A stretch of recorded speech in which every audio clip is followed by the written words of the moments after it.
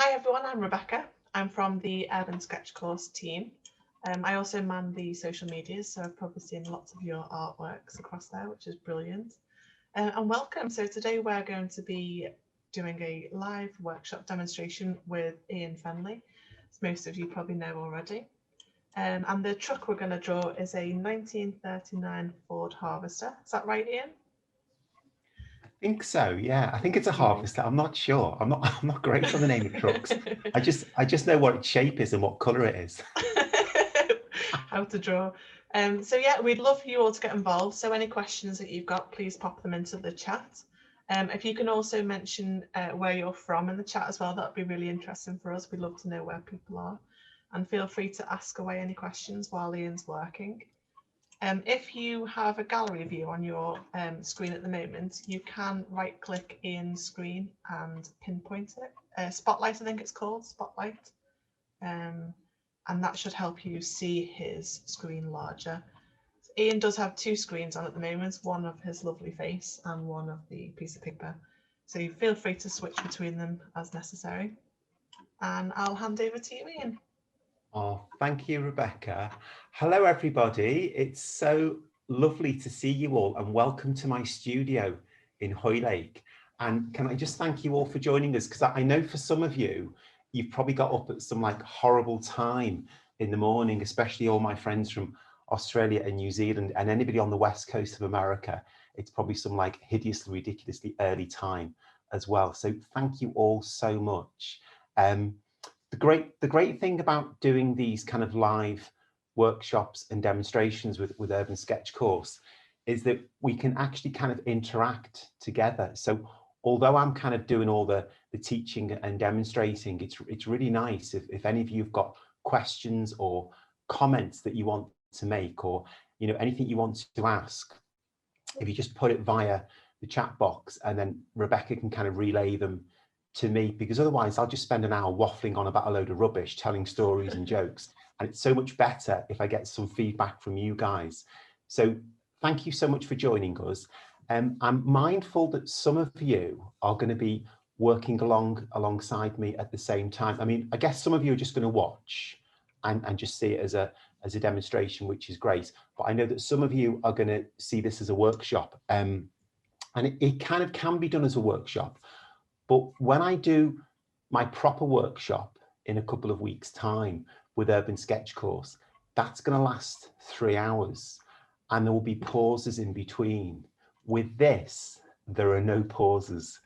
So when I finish one step, I'm going to go straight on to the next step, which is great. But if you're going to work alongside me, just be prepared. I do work quite quickly.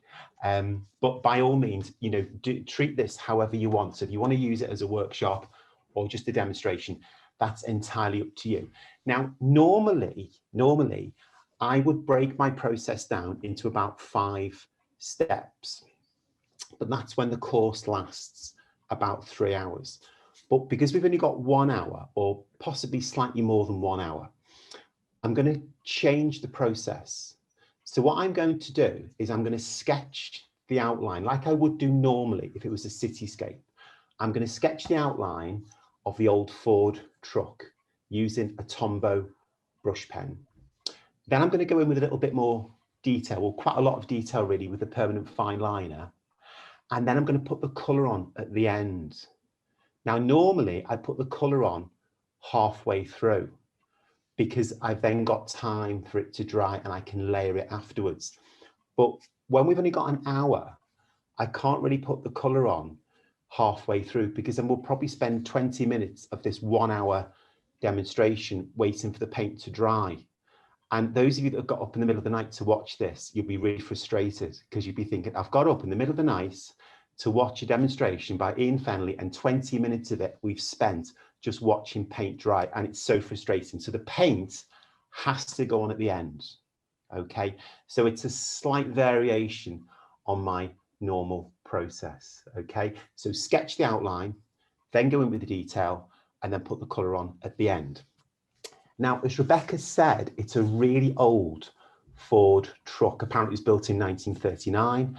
A friend of mine off the internet very kindly lent it to me to use for this particular workshop. So I'll be crediting him when I post the results on Instagram and Facebook. I love drawing old trucks. It's a bit like drawing cityscapes, but there's just not as many windows. And the great thing is there's no kind of background, so there's no context. So you're really just drawing an object sitting in space. And that's what I'm going to be demonstrating for you today. Okay, so I'm going to get started now, guys. Step one, I'm just going to sketch the outline. So here's my piece of paper. Okay, I've got my iPad in front of me. I've got the image in front of me. It's a 40 by 30 piece of paper, exactly the same size as what I do all my other workshops with Urban Sketch course on. So it's 40 centimeters by 30 centimeters. As I look at the image, as I look at the photograph, the top of the bonnet or the hood is going to go roughly where that pen is. So it's quite elevated. The bottom of the car, where you've got the wheel arch and the wheel, is going to be angled. So it's going to go roughly like that. So that gives me a kind of structure on the page already. And it tells me the scale, it tells me the size, it tells me how it's going to fit within that page. Okay, so without making any marks already, that is enabling me to structure things on the page. Okay, so here we go.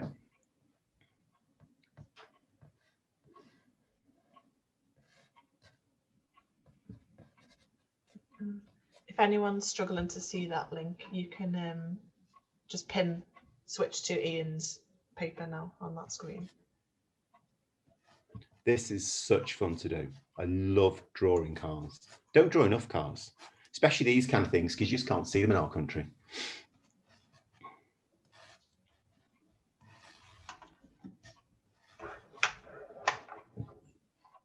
Just check out that wheel arch. Look at that. Absolutely stunning. Love it. It's got so much character to it, this thing.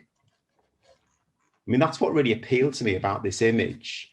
It's just the character of these old trucks. They've just got so much personality. I've just popped a link into the chat as well with the reference picture on if anyone wants to have a look at that as well.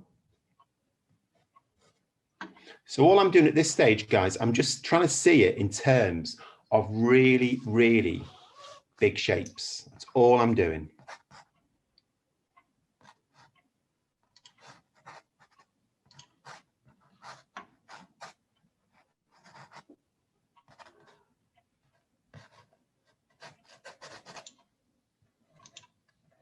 And this brush pen that I'm using is slightly darker than the normal ones that I use. So this is an N45. And the reason I'm using this is hopefully it just shows up on the screen a little bit better than the slightly lighter one that I use.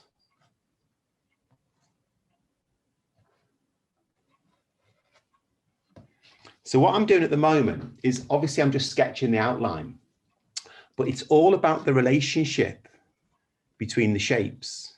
So this line here was almost like the reference point for everything else to come off it, as was this one here. And it's almost giving you like a sense of perspective and shape, so it sits on the page.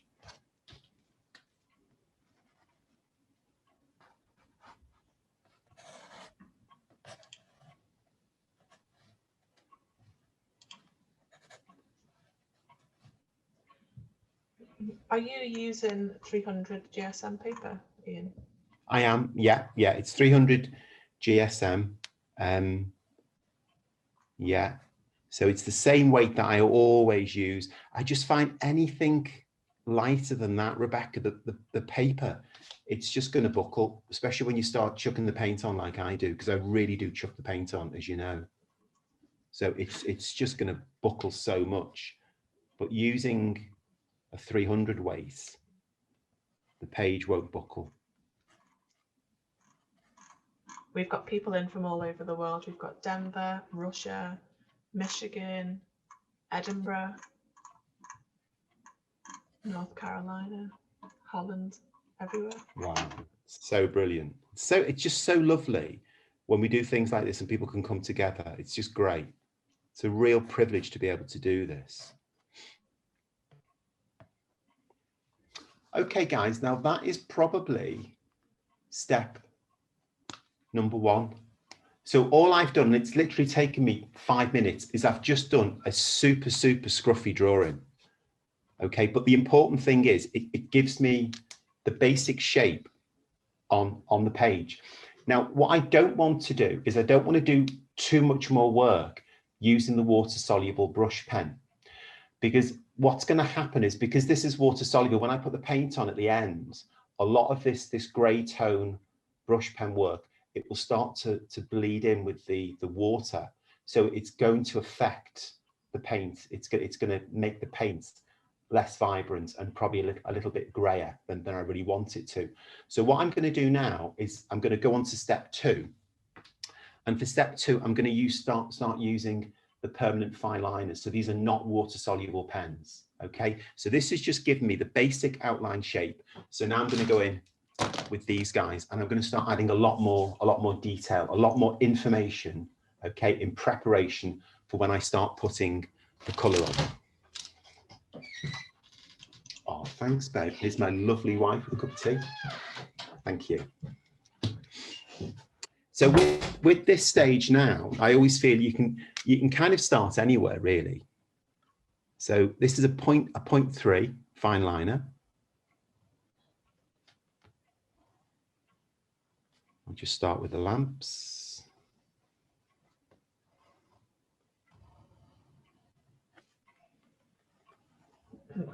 Working this fast, Ian, you've got no time to criticise yourself.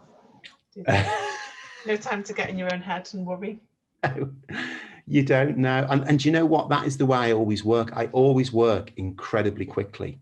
And what I try and do as well is just bounce around the picture all the time. So although I'm starting to work on the detail, I'm actually very mindful that I don't want to spend too long on any one particular part of the sketch. Do you ever worry that you've done something wrong? Sorry? Do you ever worry that you've done something wrong? No. I mean, I don't worry. I genuinely don't worry about it. No, I don't. And the thing is, I'm just very lucky because I make loads of mistakes and people never seem to notice. Honestly, I'm just so fortunate. But the thing is, the whole thing about making mistakes, I think is really interesting, because it's like you're going to make a mistake if you're measuring yourself against the photograph and you're desperately trying to copy the photograph. But you see, I'm not. I'm using the photograph as a starting point just to have some super fun, some real kind of creative fun. And the focus for this is obviously it's an old Ford truck, but it's also about playing with shapes and color in a very kind of intuitive and fun way. So at the moment, I'm just putting all the foundation lines down, and the real fun is going to begin for me when I start throwing the color on and playing with the color. So I'm not too worried about getting it exactly like a truck. I mean, it will hopefully look like a truck, you know, it won't look like a cityscape. I mean, if it looked like a picture of New York, I'd be worried. I'd be impressed.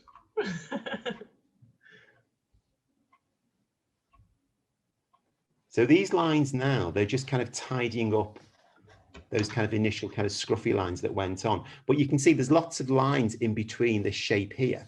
Now, when I put the paint on, all of that is just going to disappear.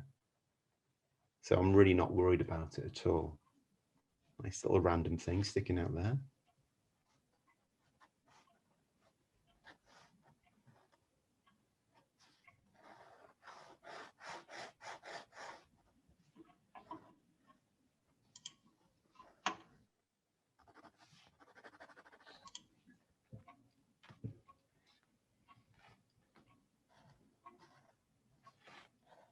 It's much nicer to be indoors sketching with a cup of tea.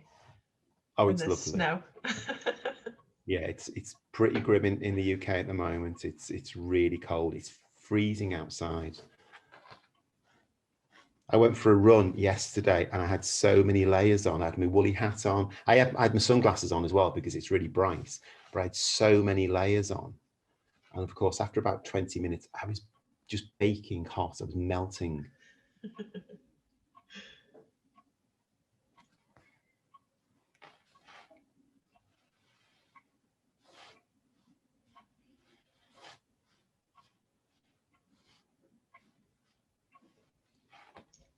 So these pens now aren't water soluble, are they? No, these are permanent now. So this is a line. This is a 0.3 line maker, which is kind of the only pen I've used at this stage. I've not bothered using any thinner ones or thicker ones at the moment because I'm still just putting the first initial layer of detail on, and then I'll just go a little bit deeper into this in a moment. Yeah, but you have to be just very mindful that obviously the next step is going to be to introduce color and water. So you have to have some very secure permanent lines. Otherwise, it's just gonna disappear. You won't see it. And then all that kind of hard work, all that work you put in, describing lines and shapes and everything, it's just going to count for nothing because it'll all just completely disappear.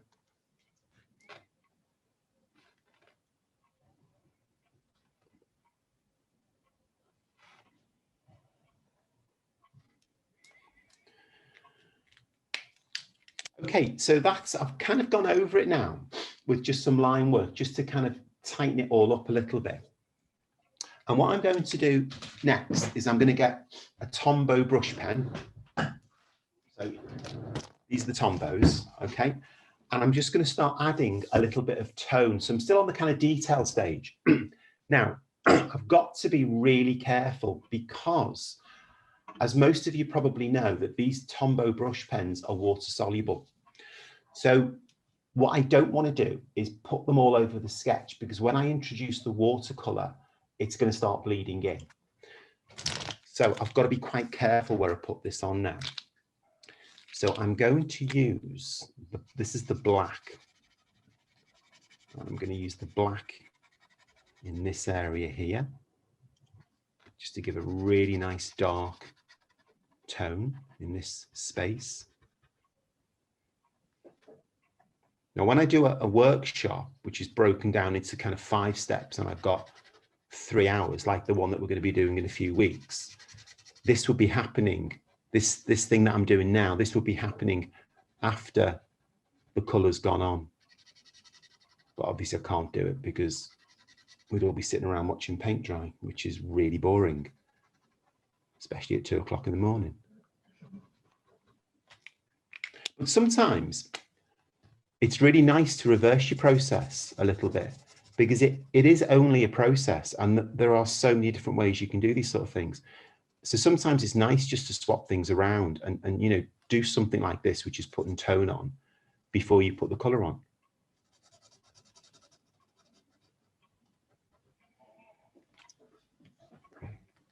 So Catherine has asked, why not use alcohol-based markers at this stage so it doesn't mess up the colour? Ah, that's a very, very good question. Was that Catherine?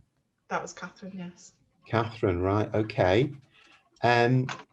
Right. Well, there's two answers to that, Catherine. One's a really simple answer, and one's probably a little bit more complicated. But the really simple answer is I haven't got any. I've not got any alcohol-based ones, and I've tried them, but I don't like them. I just don't like them. I don't like the fact that they're not compatible with water. They just don't. It just doesn't work for me at all. So that's the kind of reason why. But I understand exactly what you mean. I could put an alcohol-based one on, but I just like the fact that the water-soluble ones are compatible with water. I just like that. And also, this is quite a nice challenge. It's going to make me think really carefully when I put the watercolor on. So I've got to be really careful that I don't put the paints too close to this black, because it will just splodge. It will just splodge in.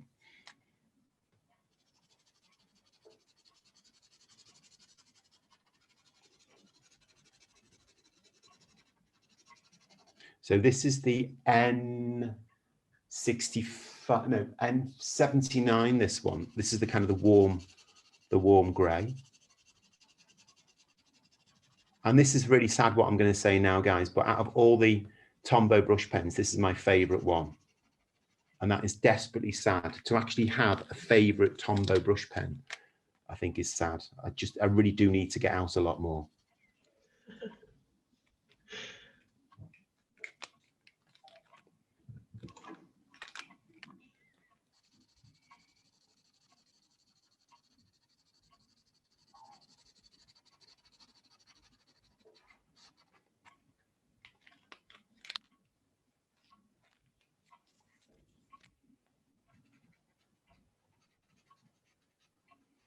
Ian, we had a question earlier on from Nicole in Germany, and she says, how do you decide where to sketch very abstract and rough and where to sketch details?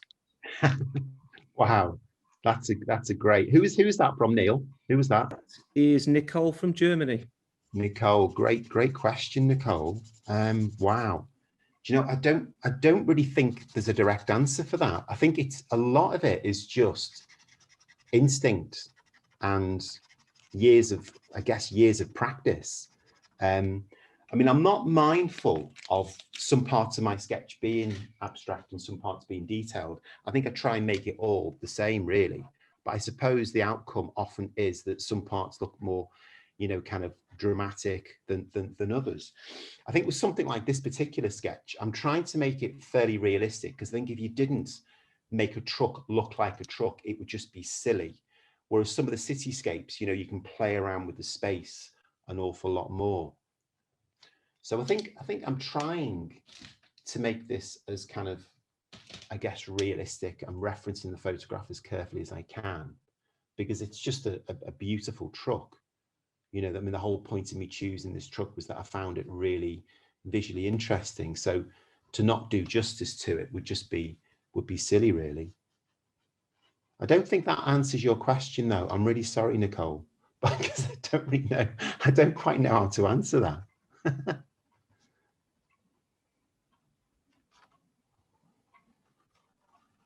Cynthia has asked, is everyone able to keep up?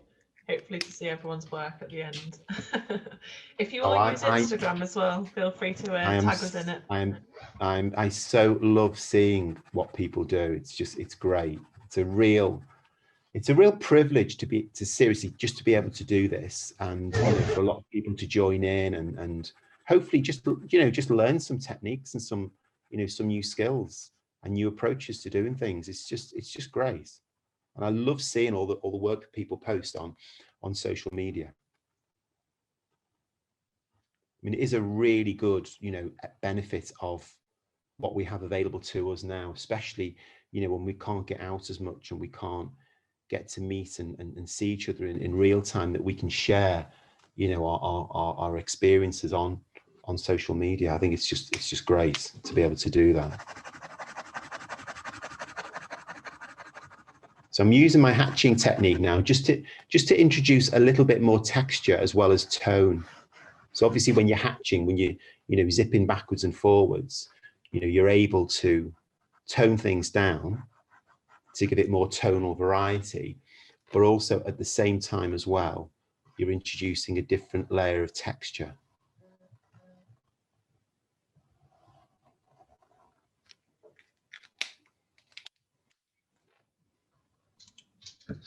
Ian, Donna has asked how you talk and draw this fast at the same time. Okay, well, before, well, not before, but I spent 12 years of my career working in education as an advisory teacher and a consultant. So a lot of my professional background through art has been working in schools and training teachers. So when you train teachers, you know, you're obviously working with the children as well, and they're small children. They're not secondary school, they're primary school children.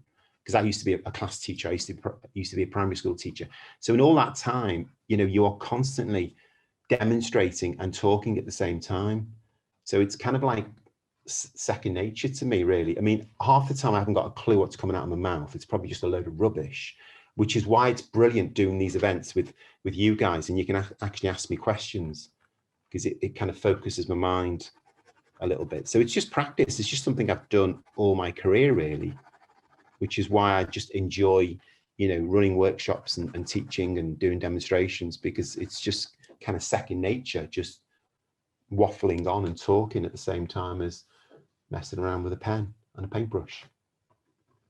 I mean, sometimes I do have to be quiet. Like when I start painting, I have to be fairly quiet, because I'm actually trying to concentrate. But that only lasts like a few seconds, and I start talking as well.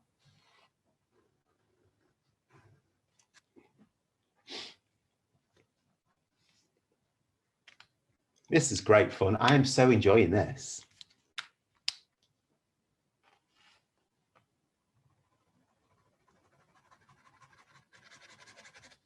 So you can see from what I would normally do, I would obviously put the colour on a lot sooner, but I'm doing a lot more tone work and a lot more detail. I'm giving it a lot more structure, because the paint's going to go on at the end.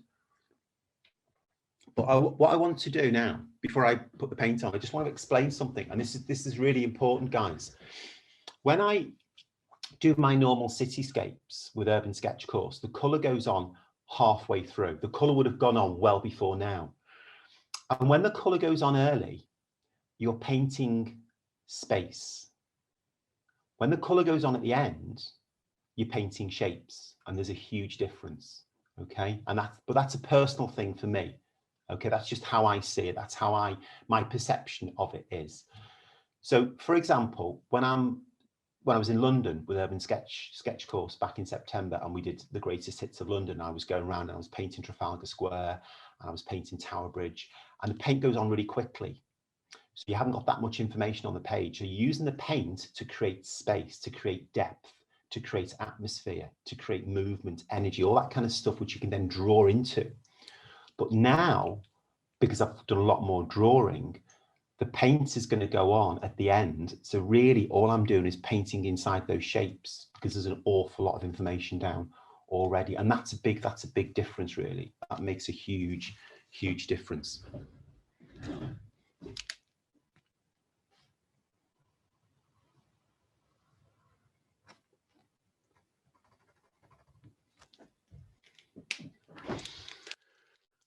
Okay, so I'm going to start putting some colour on now, guys. I'm just gonna pause for a few minutes. Now, when we do the workshops, because we've got a couple of workshops lined up, and we're going to be doing old trucks, old vehicles, bit like this, but it's going to go on for 3 hours. And with the workshops, we've got gaps in between. So when I do a demonstration, obviously I'll pause and it'll take a lot longer. So you won't be like having to work as quickly as what you are now. You've got loads of time. Right, so I will show you big pot of water here. Try not to spill that on the iPad. So I've got big pastry brush, baby pastry brush, medium pastry brush. I've got that round one, baby round one, a couple of riggers, and I've got this guy, which I don't normally use, this fella here. This is like a huge, big round one there, okay? And that's going to be quite an important brush today, this one, because obviously I'm painting shapes. I'm not painting space. These are the colours. Got loads of different colours. Not going to use all of them. Don't know which ones I'm going to use, because it's a demonstration. I haven't really got time to think too hard, but I'm definitely going to use cadmium red, and I'm definitely going to use ultramarine blue. I'll probably use a little bit of manganese brown, and maybe a bit of that yellow for the back part, which looks kind of orangey. And we've got some kind of Prussian blues and some browns here, which I might use for the kind of tires as well. Okay, so here we go. I'm just going to spray, little spray there, just to wake them up because they're quite sleepy.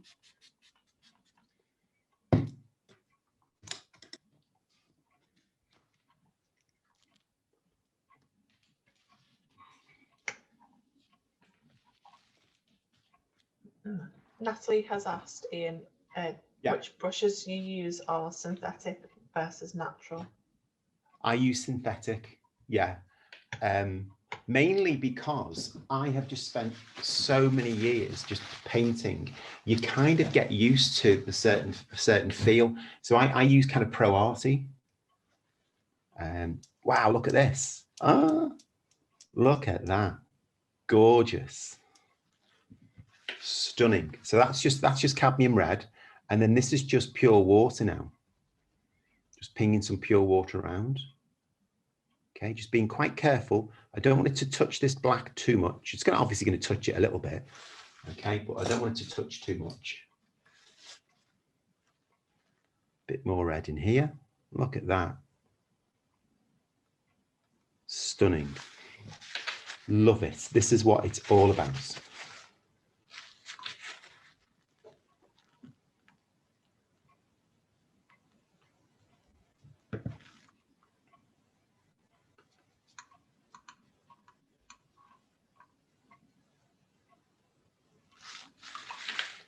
Okay, so I'm going to go in now. That was cadmium red, but I'm going to go in now with some ultramarine blue. So this is just wet on wet.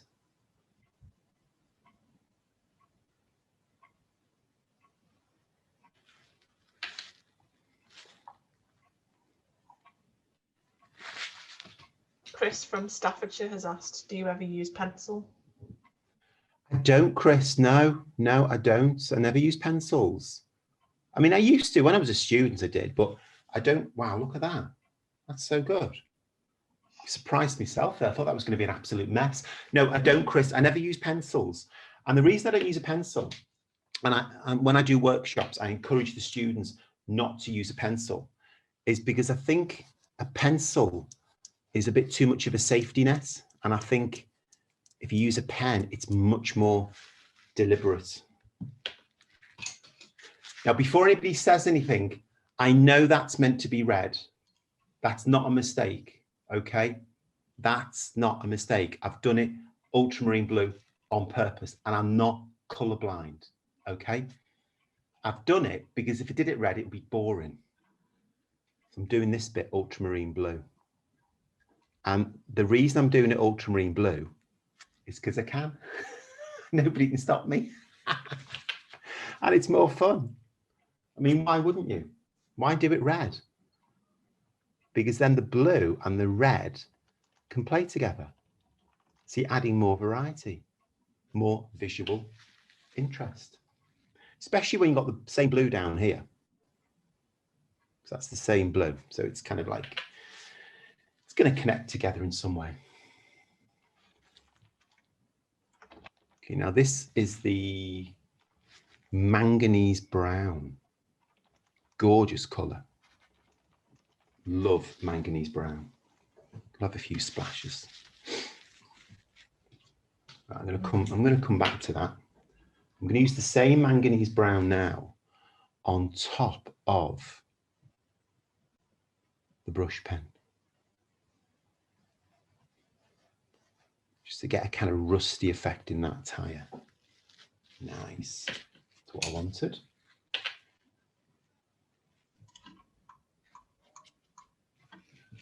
Kirsten has asked that you sometimes use the word oomph. What does this mean? Oomph, oomph. Oh my goodness. Oomph. How do you describe oomph? Right. I think sometimes you just want to create a little bit of drama or energy or excitement. And I think that's what oomph is. It's just that, it's that excitement. So for example, a good example of oomph would be when I put the ultramarine blue on top of that red and I really smashed it up, because when I was answering Chris's question before about the pencil, it just suddenly gave it that lovely three-dimensional effect. And then I put the wash of ultramarine blue on that side and suddenly the whole thing just came together. And that's just kind of oomph. It's just giving it that little lift, because ultimately, you know, it's not really about the truck. It's about me. And I don't mean that in a big-headed way. It's about me and what I want to express and what I'm trying to say within this picture. So you kind of use every tool that you've got available to you to do that. And oomph is a big part of it. Trying to give it some oomph. It's a great word as well, isn't it? It's a brilliant word. Yeah, I love it. I haven't got a clue what it means. And Gabriella's asked, why do you use this thin wonky brush? I assume the rigger. Thin wonky brush. Gabriella, it's called a rigger, okay? It's a rigger. And yeah, I'll just put it down there. It basically behaves like a pen, because I can't basically, I draw in paint, really. That's what I do. I'm just kind of drawing in paint. So a rigger is perfect for that. And because it's quite long, because the brushy part is quite long, it holds a lot of water. So it'll keep running for a long time. You don't have to keep dipping it back in all the time, which is a real pain when you have to do that.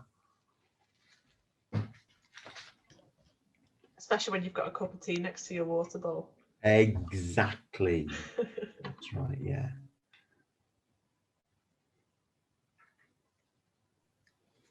Ian, so Vande has asked earlier on, when using expressive colours versus local colours, how do you choose your expressive colours? Oh, wow.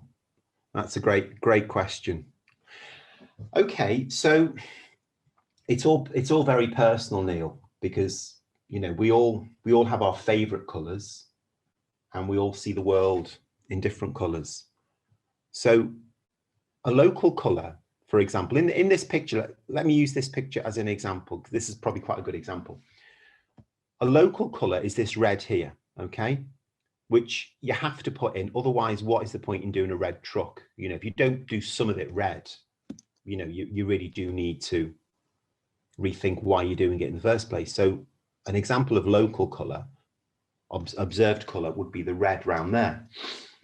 But an expressive, more dramatic approach to colour would be doing this ultramarine blue. And that's because after you've been painting for a while, the picture starts talking back to you. The picture has a life of its own, and it starts communicating back, and it's telling you what it needs. And it told me, after I put that big splodge on with red when I was talking to Chris about pencils, it was telling me, don't paint it all red, because if you do, you're going to get bored, Ian. And I would get bored, and it would just look like an illustration. You know, do something different. So what are you going to do? So I thought, right, let's do ultramarine blue, because you can never fail with ultramarine blue. So that's kind of observed colour, expressive colour, letting colours play, letting them come out and have a kind of life of their own. So I need to do the same thing now with this, because I've just done this kind of grill at the front, and I'm kind of getting a bit bored doing it all the same colour. So I'm going to have to rethink this a little bit. So let's do that more. Let's do that red.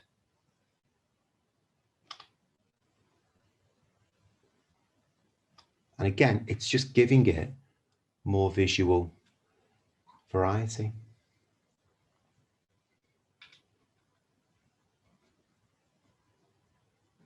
Nice.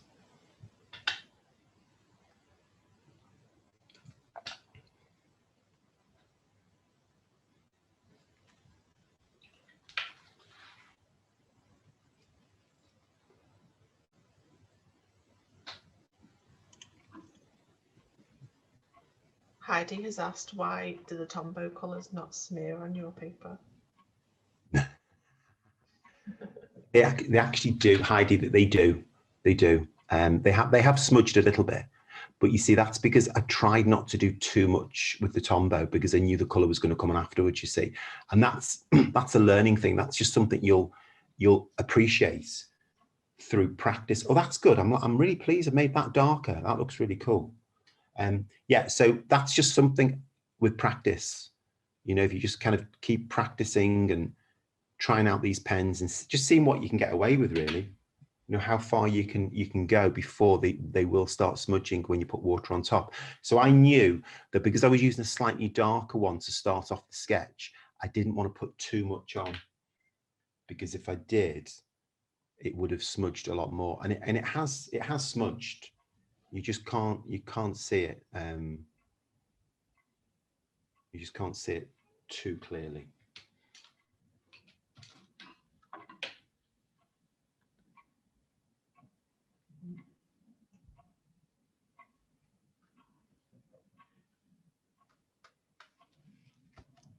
Sorry, I couldn't help that. I just had to do a little splash of yellow.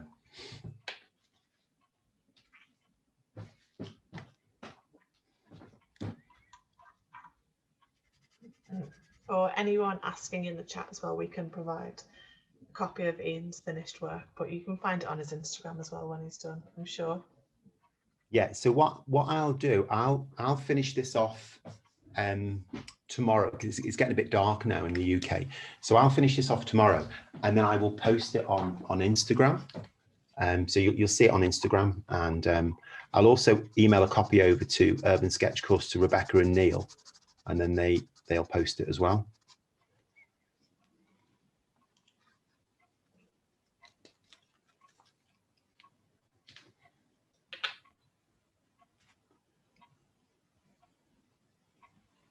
We've also had someone asking about the special lamps that you're using, Ian. Oh yeah, yeah. Here, let me turn this around so you can see it, guys.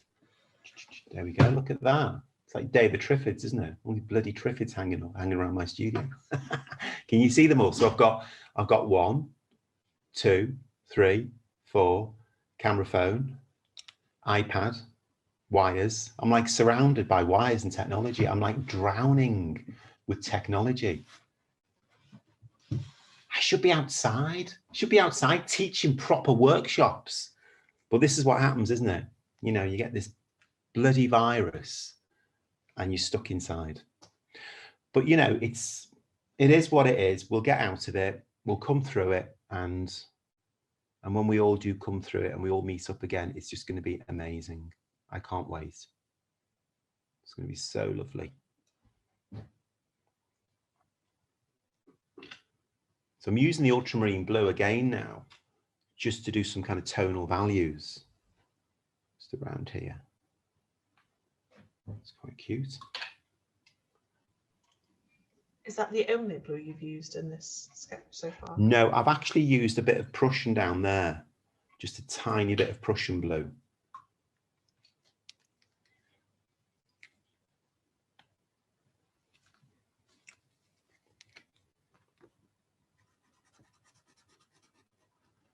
Now, you'll have to forgive me, guys, when I draw parts of this old truck, if I don't like specifically say what the parts are, it's because I don't know.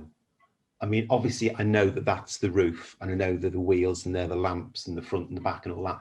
But there's like some bits I don't really know what they are. So, I mean, I know. Yeah, I mean, I know that's the hubcap and all that kind of thing. But there's some bits I'm not even going to pretend to know what they are. So I was never going to be employed as a mechanic. But you see, sometimes it's probably best not to know, really, because then you can be a bit more creative.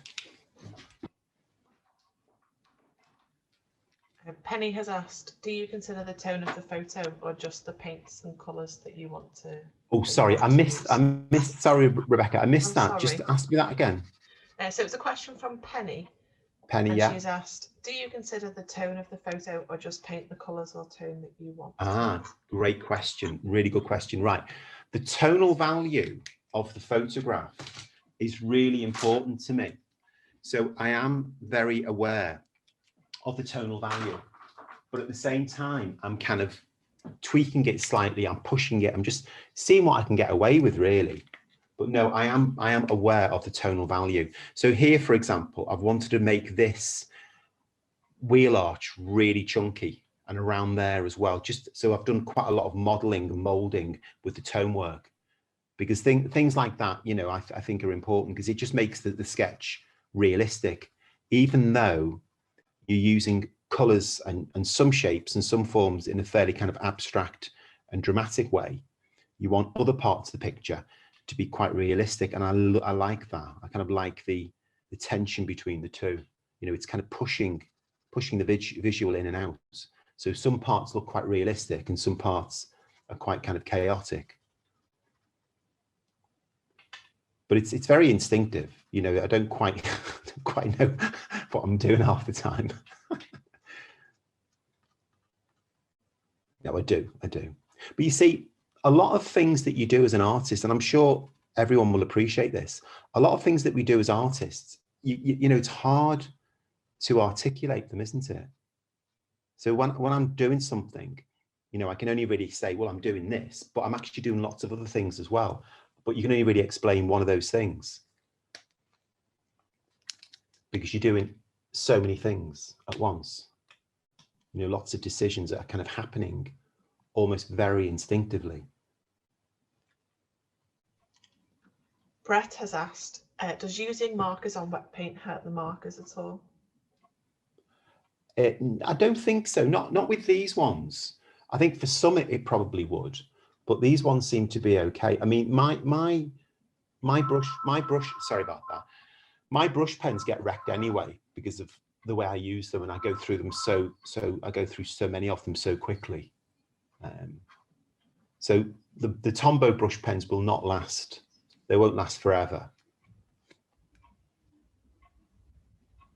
Hello there. I hope you're really enjoying the truck course at the moment. And if you are, what you might be interested in is taking the beginner's course that we put together. Now, the beginner's course is aimed, as it says on the tin, for beginners, but it's not like real beginners.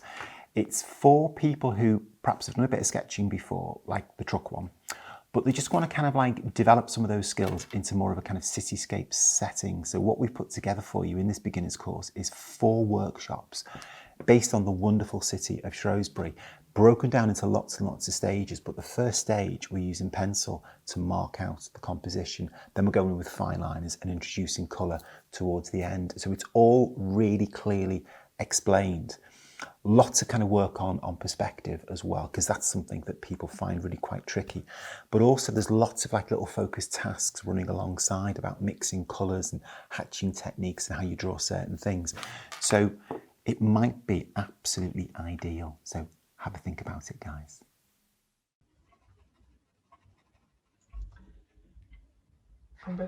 Ricardo has asked, why do you never include people in your sketches?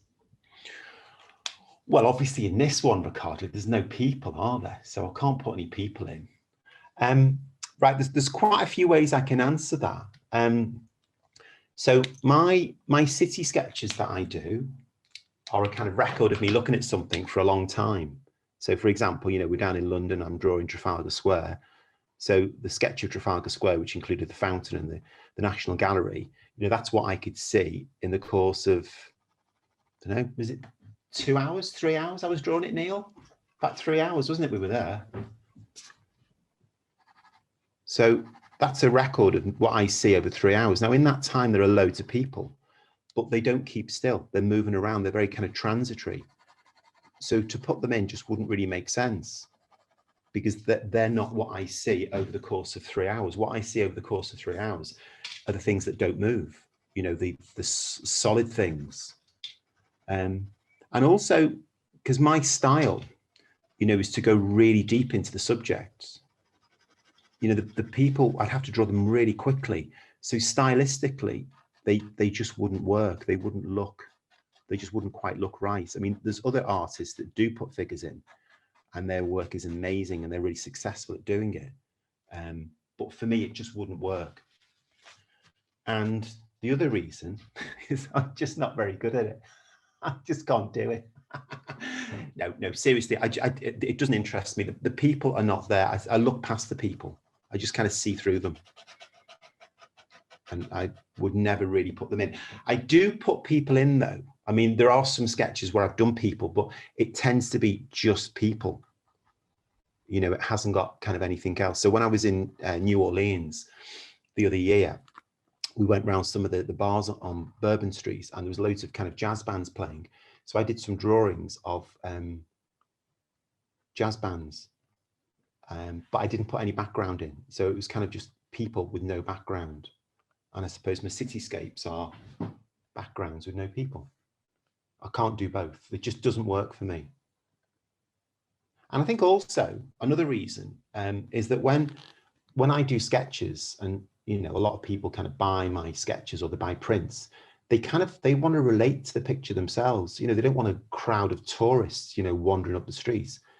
They want almost like they want the street to be empty so they can imagine themselves being in the scene. And That's another reason. I just don't want the people, because it's not about the people. It's about me and my relationship to the subject. And it's the story that I want to tell. And I don't want to tell the story of the people because they're not important. Well, they are important, but they're not important from me as from an artistic point of view. I think I've really answered that question there, haven't I? My favourite is still the people you sketched in the pub. I think that's great.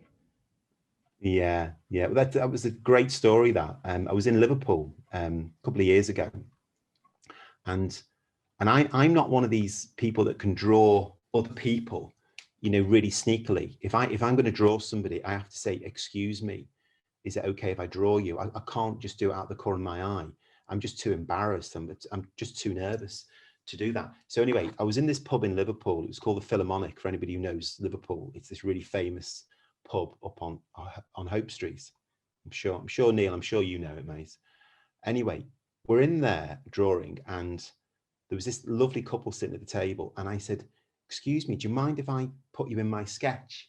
And they said no, and their faces lit up. They were so happy because I think they thought I was going to do like a really gorgeous portrait of them. And anyway, I did the drawing, and of course, I just did it in my usual style. It was a bit wacky, and the lady probably had an eye missing, and the bloke's nose was about 10 inches long. And anyway, I showed it to them, and they were like so upset. They just legged it out the pub straight away before I did any more damage. Quite disappointing, really.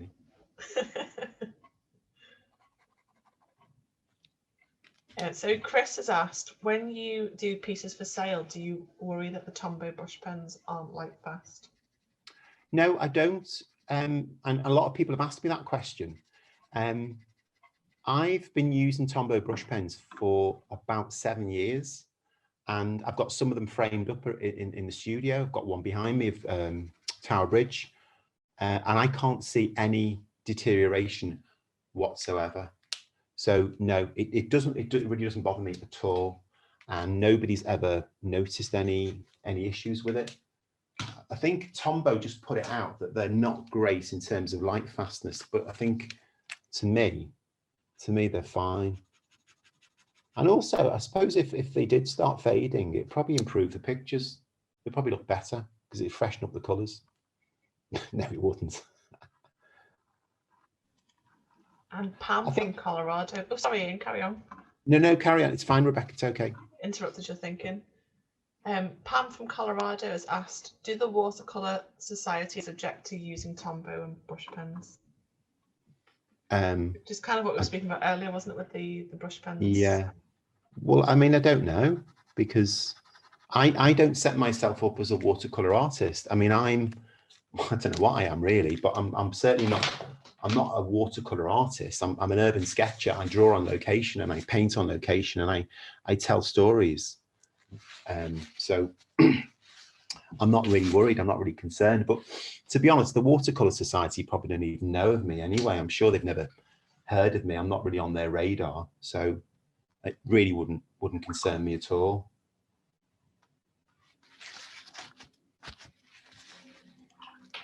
There's a lot of questions about your book as well, Ian. Okay. Asking if it's available in Germany.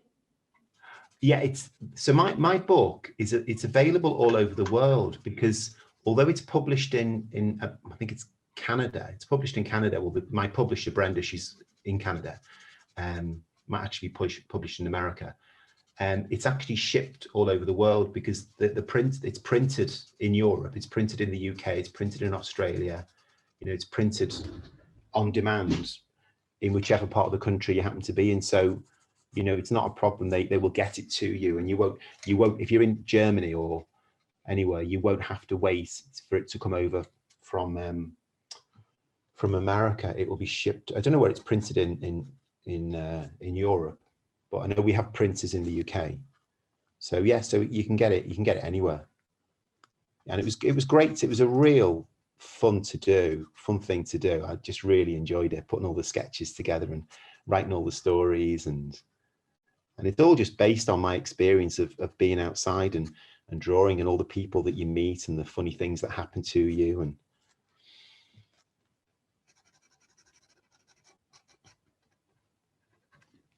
the great thing about working outside, you know, your studio, you're taking your studio out on location, and you know, you are experiencing the world in all its glory, and the things that you experience that you wouldn't experience if you're working in a studio by yourself.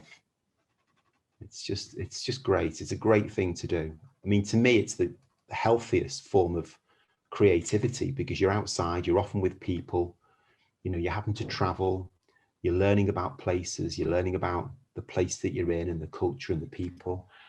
So it's just a wonderful form of creativity.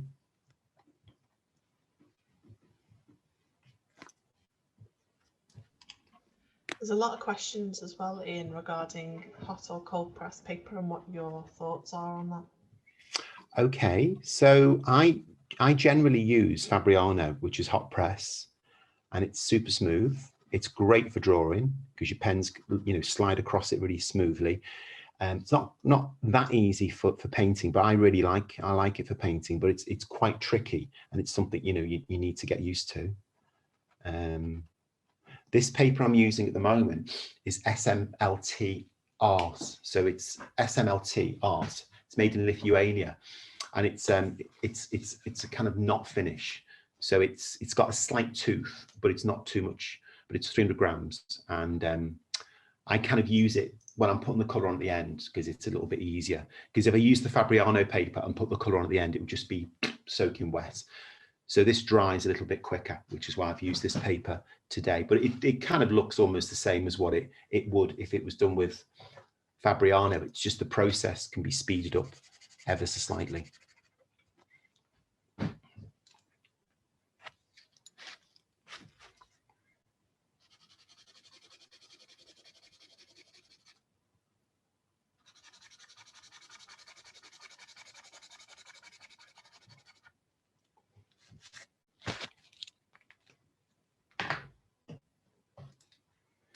I've really enjoyed this, guys. It's been great fun.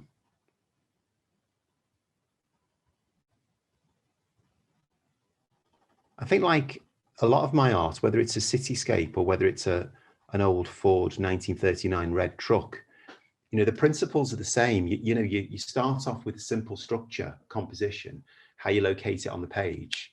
You go in deeper, you start looking for things, telling the story or the character of the place, and then you play with color. You know, you let the color come out to play. Now, when I started painting it, I didn't know I was going to do this part here of the cabin, ultramarine blue. You know, you can't plan that. You just couldn't plan it. You couldn't imagine it. You have to kind of do it and take yourself through the process. And then these kind of things, they jump out at you.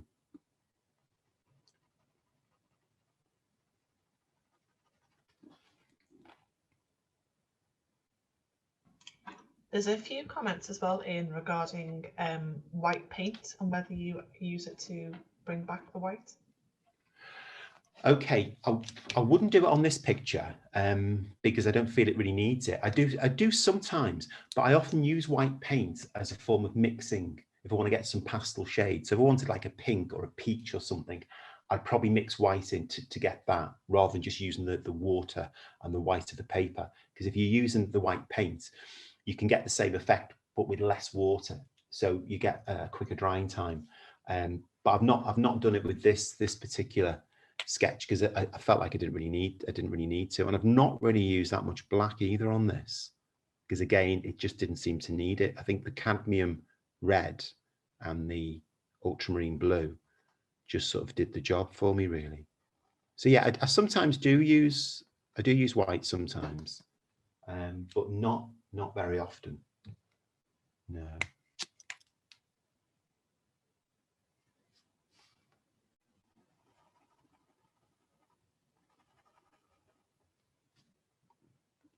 Got to be quite careful now where I put my hand, because obviously some parts of the picture are wet. So I'm using my little pinky finger there as like a kind of bridge. Bit like a snooker player. The Ronnie O'Sullivan of art.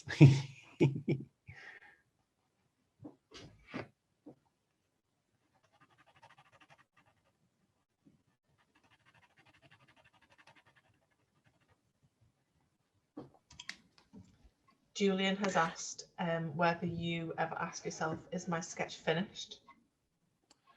Yeah, yeah. Yeah, and that's a very, very good question. And, you know, knowing when your sketch is finished is a big part of doing it, you know, because you can easily go over it and just keep going over things, and then you end up kind of just spoiling it. So it's knowing when to stop is really important. And I'm kind of getting to the stage now where I probably do need to stop and just kind of maybe look at it again tomorrow, and I'll probably just add a few more little bits and bobs tomorrow when everything's completely dry. But yeah, knowing when to stop is important.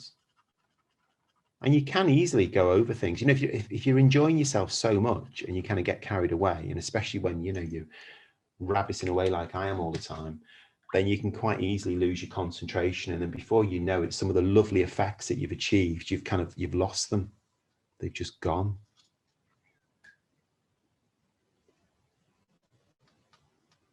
A few splashes down there. A few more red splashes.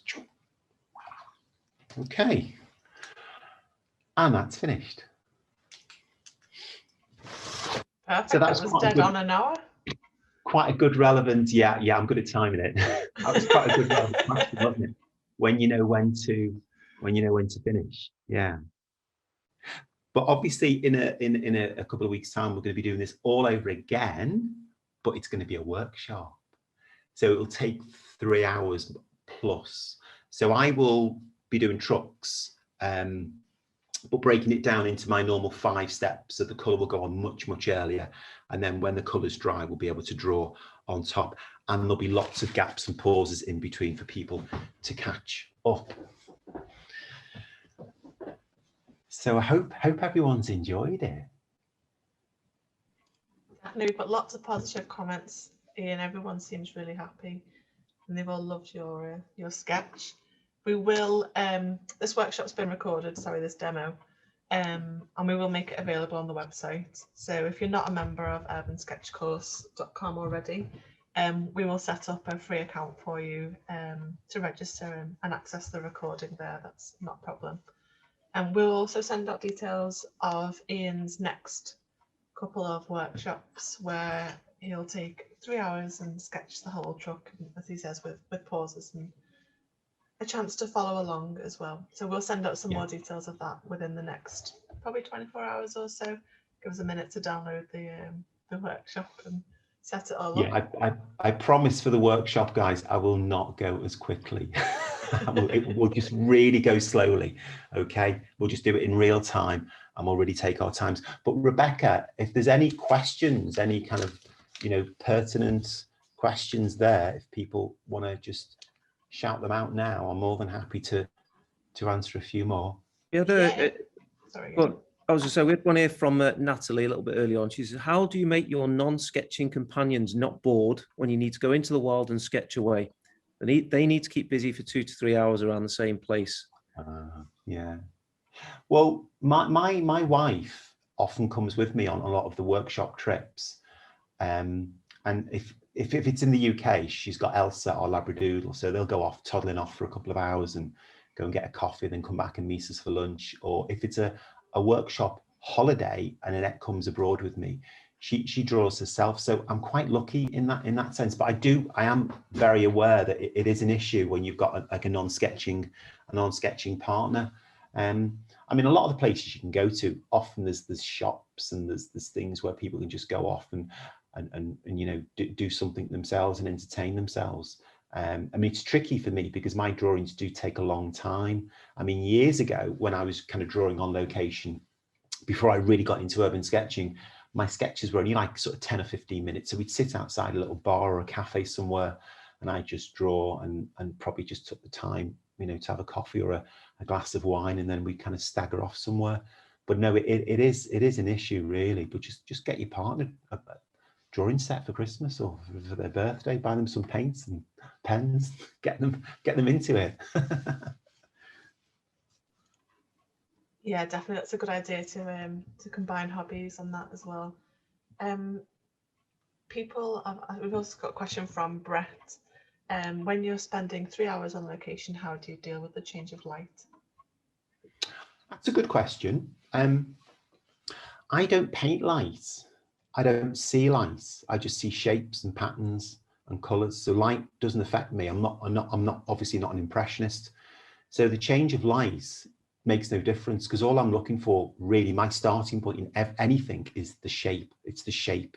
That's what I look for, whether it's a truck or whether it's a cityscape. It's always the shapes. And then within those shapes, it's the stories I can tell. And I don't tell the story of the light, because the light is like people. It's transient. It moves all the time. It doesn't interest me. But the things like patterns and shapes and textures and drain pipes and cobbles and pigeons and all those sort of things, they're the things that really interest me. So I go looking for them more so than the light. You know, a pigeon would interest me more than the time of day. So it's not something that resonates with me. The only time light would affect me is things like shadows. So for example, under the wheel arch there, the darkness, the lack of light makes this shape here dark. So that's the only thing that would interest me, but that's more to do with tonal value and adding depth and, I suppose, light. But yeah, good, really good question. Thank you.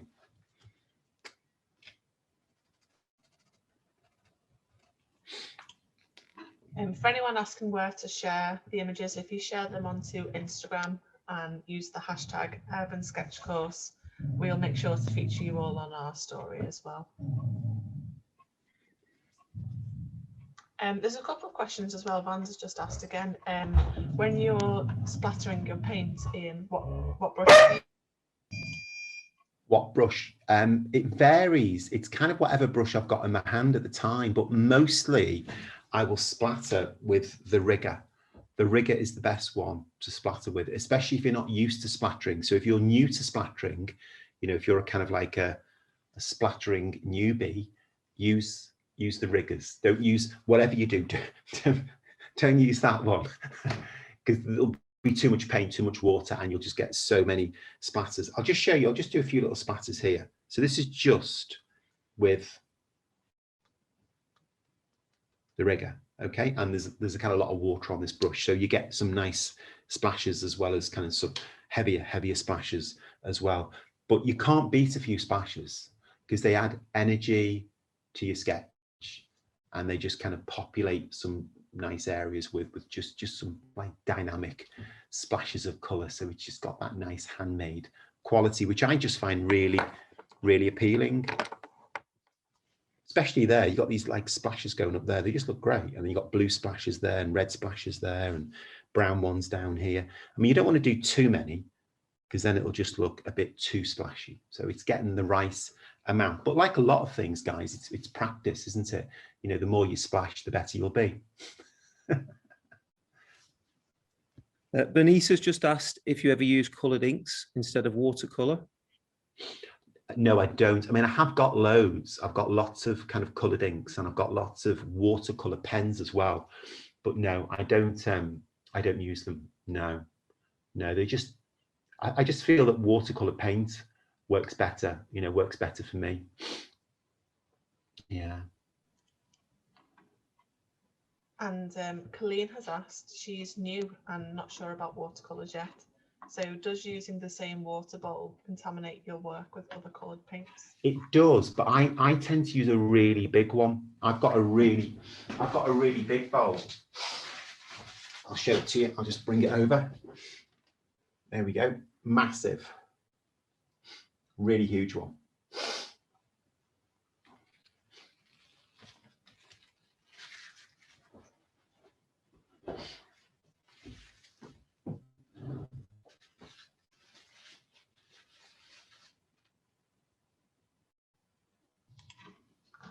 Let's have a look, see. So we've got Irina has asked, have you ever tried your type of art to do it digitally rather than on paper? No, I wouldn't. It just, no. A lot of, I know there's a lot of great urban sketches that use, you know, the iPad to sketch with, and they've got all these kind of software programs which they run it through. But no, it just wouldn't, it doesn't do it for me. I think there's enough digital stuff out there. I like the handmade quality. I like the feel of the pen. I like the feel of the paper. You know, I just like that old fashioned traditional way of just drawing and painting on paper. And I can never see myself going down the digital route. because, you know, I spend too much time looking at a screen anyway. You know, I don't want to make art on a screen. I want to make art on paper. Yeah, so it just doesn't, it doesn't do it for me, and I'll never ever go down that route.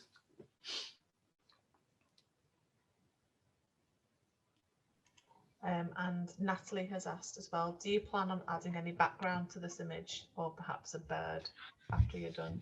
Oh, actually, a bird was a good idea. I meant to do a bird, you know, and I completely forgot. I was going to put one in. Yeah, I might stick a bird on there, just on the very top. Yeah, I think a bird would look good. Yeah, I will. I promise I will. I won't do it now because I need to get like a reference for the bird, but I will put a bird on. But in answer to the other part of that question, I will not put a background in. No, because all my vehicle sketches are very much just about the vehicle sitting in space. So it's a portrait of an object. So it does, I think if I put a background in, it would just take away from it. And the photograph, the background is just some bushes and some trees. And if I put those in, it would just look so ugly. It would just spoil it so much. It just wouldn't add anything to it. It would just take away. I mean, I've got one here. This is another one that I did last year, which some of you might have seen, my little cute tractor. So I never put backgrounds in. They all just float in space.